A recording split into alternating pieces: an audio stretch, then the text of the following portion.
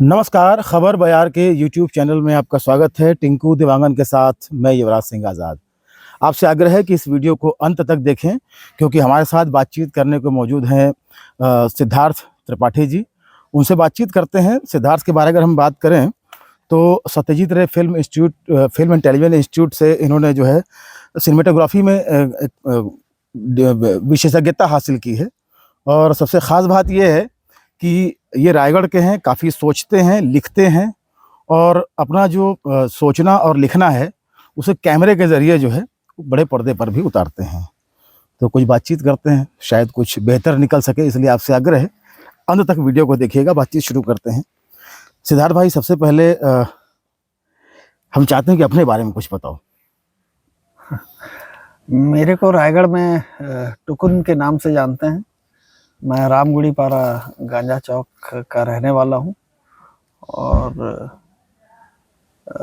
मेरी स्कूलिंग जो है वो राउरकेला में हुई है। स्कूलिंग मतलब ग्रेजुएशन तक मेरी पढ़ाई राउरकेला में हुई है, पर रायगढ़ से मेरा रिश्ता जो है वो क्या कहना चाहिए, मतलब मुझे तो लगता है कि मतलब जीवन से भी ज़्यादा लंबा है। और उसके बाद मैंने पढ़ाई सत्यजीत रे फिल्म इंस्टीट्यूट में की। फिर मैं कुछ सालों तक के महाजन सर को असिस्ट करता रहा, जो बहुत बड़े सिनेमेटोग्राफर हैं। और उसके बाद मैंने डॉक्यूमेंट्री फिल्म्स की तरफ रुख किया और डॉक्यूमेंट्री फिल्म्स करते हुए मुझे लगा कि शायद फिल्म बनाने से ज़्यादा ज़रूरी जो है वो अपने देश को जानना है। देश मतलब अपने एरिया को। तो फिर मैं एनजीओस के साथ काम करने लगा। तेलंगाना में, वेस्टर्न उड़ीसा में, विदर्भ में। मेनली मैंने कॉटन फार्मर्स के साथ काम किया। ऐसा करते हुए मैं फिर एक मौका मिला मुझे जिंदल के सीएसआर में काम करने का, रायगढ़ में, तमनार बेसिकली। तमनार में रहते हुए मुझे लगा कि यहाँ तो जो हो रहा है भले ही डेवलपमेंट के नाम पे हो रहा है, पर एक तरह से भूगोल बदल दिया जा रहा है। मतलब जितना हरा मैंने बचपन में तमनार को देखा था, अब वो जो हरियाली थी वो काफी काली पड़ गई थी। अगर ये हम तमनार से बाहर निकल कर देखें तो ये कहीं ना कहीं ये जो विकास के नाम पर जो हम स्वरूप देख रहे हैं, ये पूरे रायगढ़ के आसपास का क्षेत्र हम देख सकते हैं। बिल्कुल, रायगढ़ के आसपास का। एक्चुअली ये सिर्फ रायगढ़ नहीं, ये बेसिकली पूरा छोटा नागपुर प्लेट्यू है जो झारखंड तक जाता है। उड़ीसा है, गोवा का कुछ एरिया है, मध्य प्रदेश का कुछ एरिया है। इन जगहों में जमीन के नीचे कुछ ऐसी चीजें हैं जिनको बाजार में ज्यादा दाम मिलता है। तो ठीक है, जमीन के नीचे की चीजों को बेचना चाहिए, पर दुर्भाग्य से उन चीजों को बेचने और खरीदने और उस पूरे कारोबार में उस जमीन में रहने वाले आदमियों का कोई मतलब दखल नहीं है। यानी इसको मैं जो समझ पा रहा हूँ कि जमीन के नीचे को लेकर जो जिस तरीके से हम बाजार को देखते हैं, जमीन के ऊपर रहने वालों को उतना ही जो है नजरअंदाज किया जा रहा है। बिल्कुल बिल्कुल।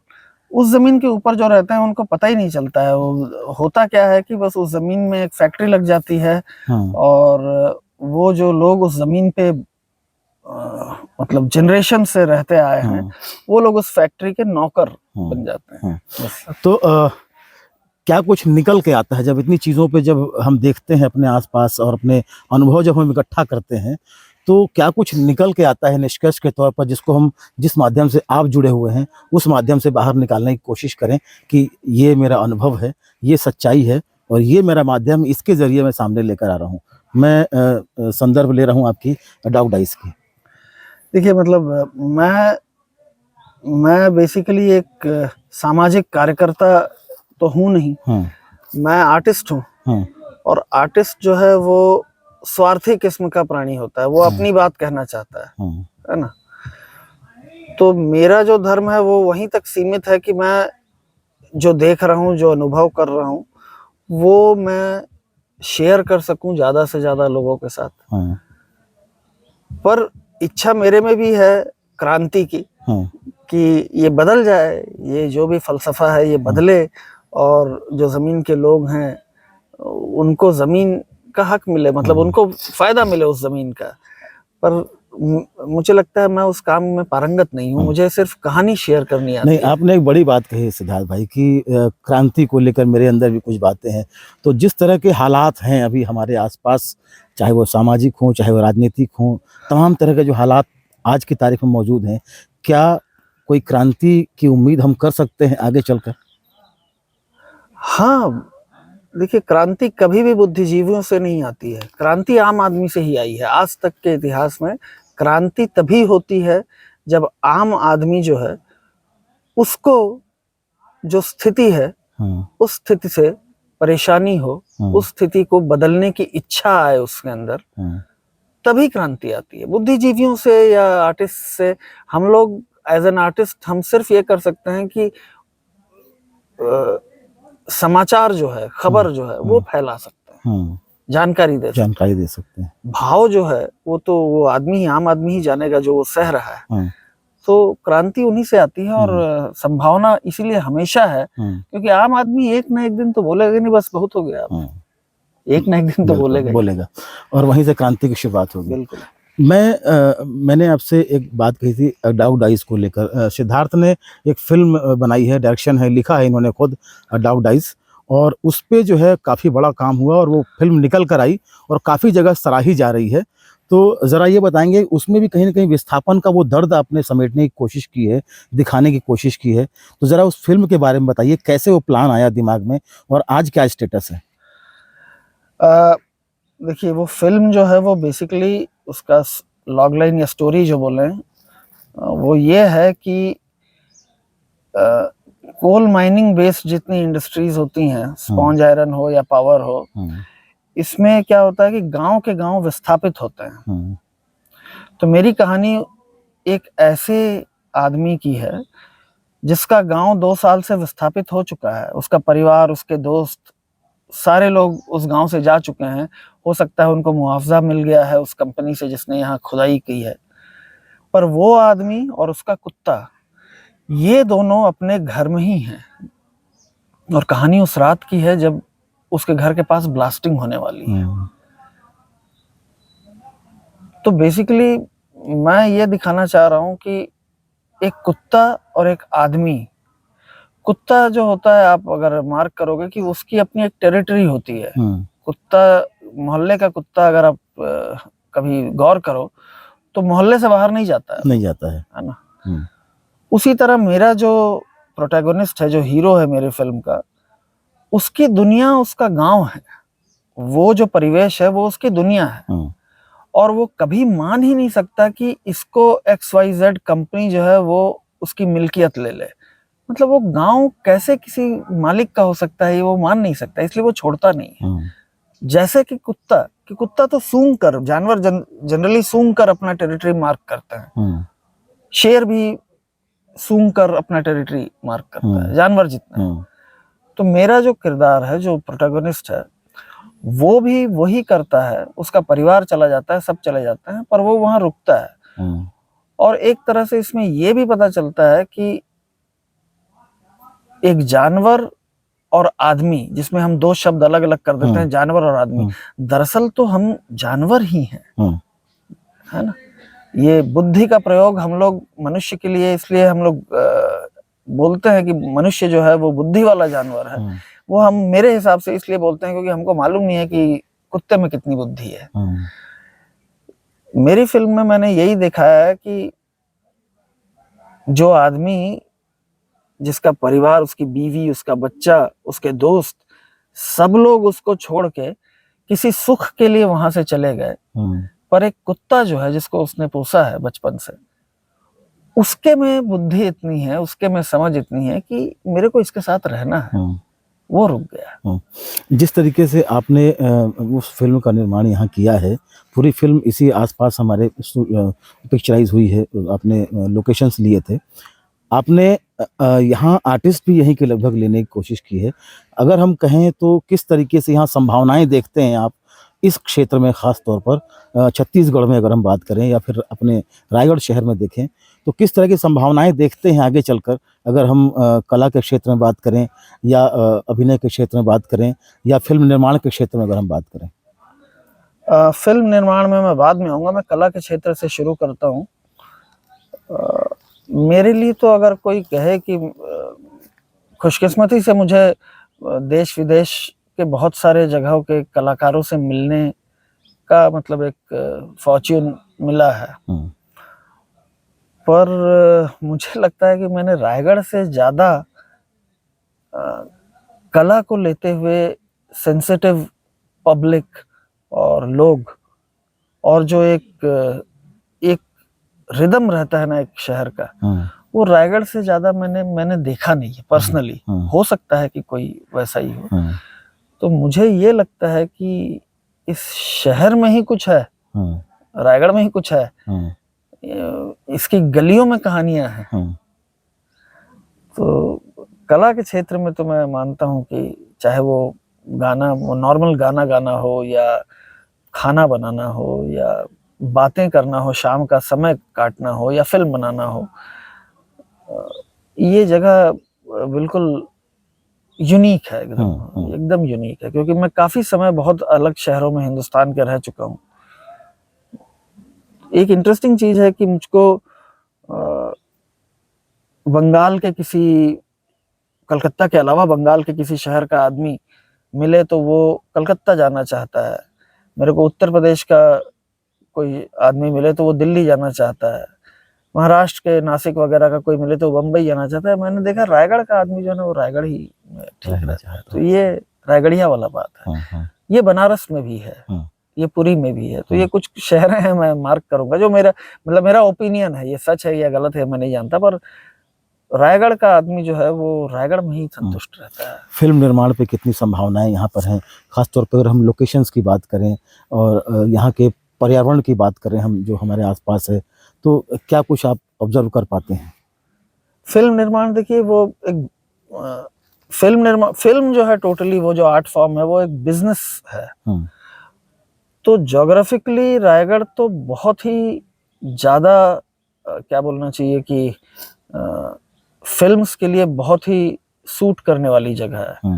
क्योंकि यहाँ का जो टेम्परेचर है, ऑलमोस्ट 4 महीने ऐसे होते हैं जब सबसे ज्यादा फिल्में इंडिया में शूट होती हैं। सबसे ज्यादा अगर कोई बरसात की फिल्म ना हो तो वो नवंबर से फरवरी के बीच में होती हैं। और नवंबर से फरवरी रायगढ़ बहुत ही हसीन रहता है।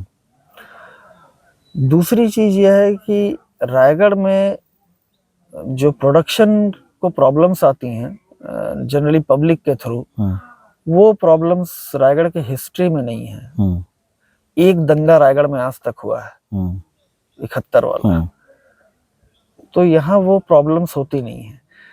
प्लस छत्तीसगढ़ स्टेट से अभी कुछ सब्सिडीज मिल रही हैं छत्तीसगढ़ में शूट करने के लिए, तो वो एक एडिशनल फायदा है प्रोडक्शन के लिए। बस हमको जो चाहिए रायगढ़ में प्रोडक्शन को, फिल्म प्रोडक्शन को वो करने के लिए, वो है कि एक नजदीकी एयरपोर्ट होना चाहिए।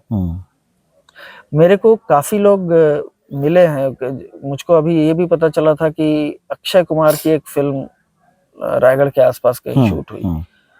उस फिल्म का काफी बड़ा शेड्यूल यहाँ हो सकता था, छोटा शेड्यूल हुआ क्योंकि यहाँ से कनेक्टिविटी का प्रॉब्लम है।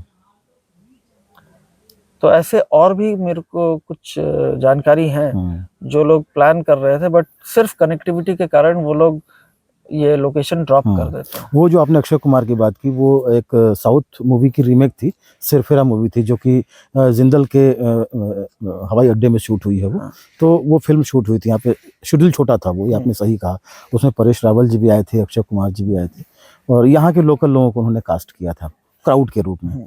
अब एक सवाल जो जानने की इच्छा है, उसका जवाब आपसे, कि कला के सैद्धांतिक और तकनीकी जो संस्थान हैं, उनका जिस तरीके से राजनीतिकरण किया जा रहा है, कितना खतरनाक मानते हैं इसको आप?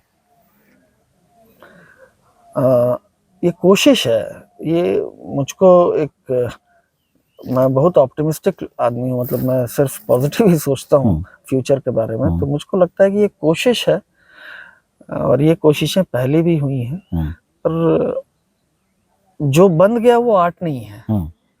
तो इसमें कुछ लोग बंधेंगे, तो एक तरह से वो छंटनी है कि जो नॉन आर्टिस्ट थे वो हट गए, पर ये हो नहीं पाएगा संभव।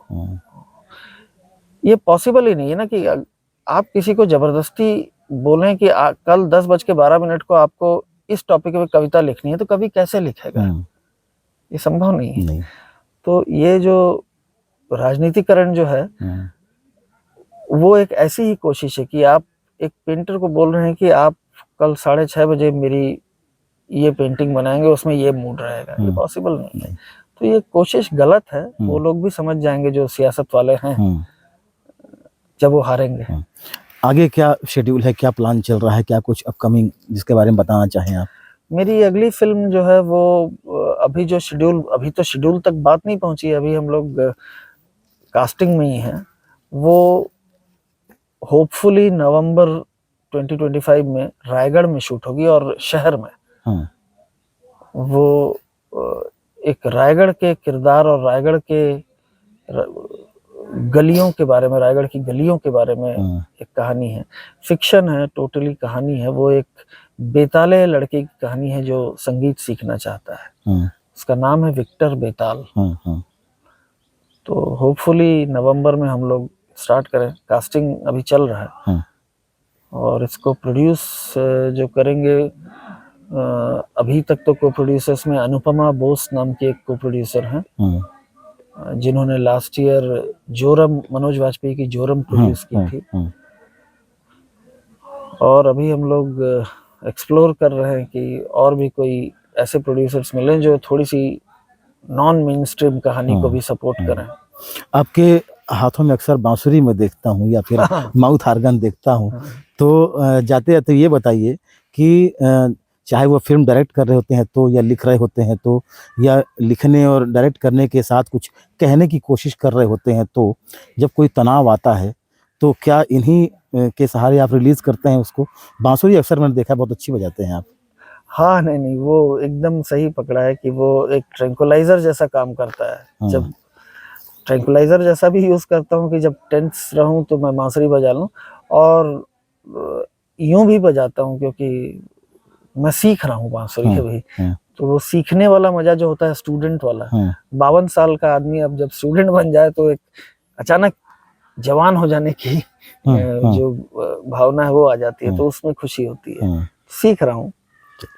बहुत बहुत धन्यवाद सिद्धार्थ भाई बातचीत करने के लिए, और हम उम्मीद करेंगे कि आपके जितने भी अपकमिंग प्रोजेक्ट्स हैं वो आएँ और हम बड़े पर्दे पर देखें, रायगढ़ को भी हम बड़े पर्दे पर देखें तो बहुत हमें खुशी होगी। और बहुत बहुत धन्यवाद बातचीत करने के लिए। तो ये थे सिद्धार्थ त्रिपाठी जो हमसे बातचीत कर रहे थे। बहरहाल इस वीडियो में बस इतना ही। खबर बयार के यूट्यूब चैनल को अधिक से अधिक सब्सक्राइब करें, हमारे कंटेंट लाइक करें, शेयर करें, और प्लीज़ कमेंट करके ये बताएं कि हमारा ये वीडियो आपको कैसा लगा। नमस्कार।